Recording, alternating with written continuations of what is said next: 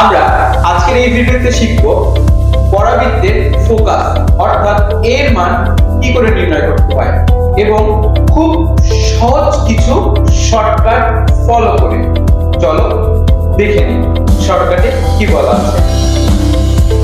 তোমরা সবাই নোট করে নিবা। এর মান অর্থাৎ আমাদের ফোকাস বের করতে বলেছে।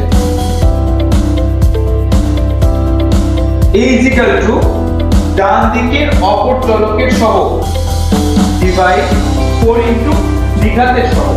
প্রথমে কি বলেছে? ডান দিকের অপর চলকের সহগ। প্রশ্নে এটা বলা আছে যে এই সমীকরণ থেকে পরাবৃত্তের ফোকাস অর্থাৎ এর মান নির্ণয় করো।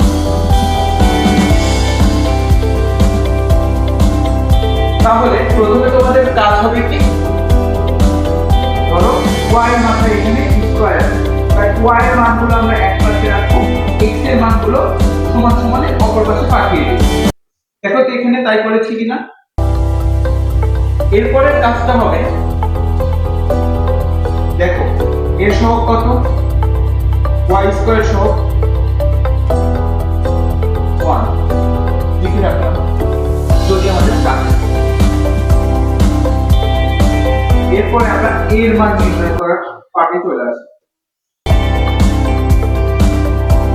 বলছি ডান দিকের অপর চলকের সহগ। আমরা দ্বিঘাতের যে চলকটা ছিল আমরা তো চলক দুটো আলাদা করে নিয়েছি, তাহলে ডান পাশের চলকের সহগ, ডান পাশের চলকের যে x এর সহগ কত এখানে 8। তোমরা কি সবাই বুঝতে পেরেছো? আরেকবার বলবো, ডান দিকের অপর চলকের সহগ। আমরা তো এই সমীকরণ থেকে দুইটা চলক আলাদা করেছি, সমান সমানের এই পাশে এই পাশে। সমান সমানের বাম পাশে রেখেছি দ্বিঘাতের চলক বিশিষ্ট সহগ।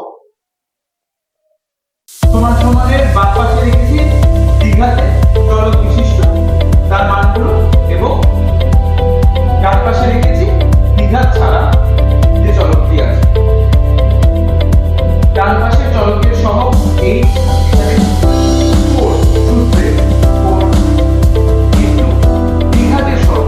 দেখো এই সমীকরণের দ্বিঘাতের সহগ কত? 1, আমরা আগে বের করে রেখেছি, তাহলে 1।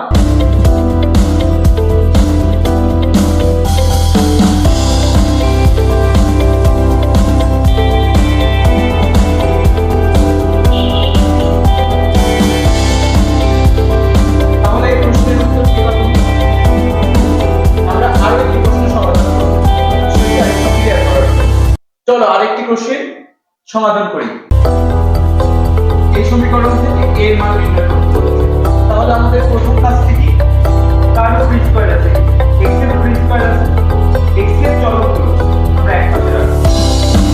x ছাড়া যে চলক কি আছে y, আর অপর পাশে পাঠিয়ে দেব। এরপরে কি সূত্রে চলে আসবে, কি বলা আছে? ডান দিকের অপর পাশের চলকের সহগ। ডান পাশের অপর চলকের সহগ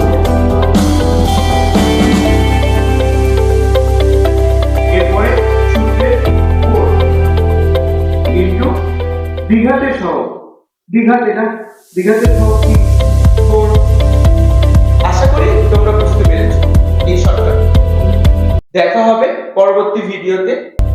ধন্যবাদ সকলকে।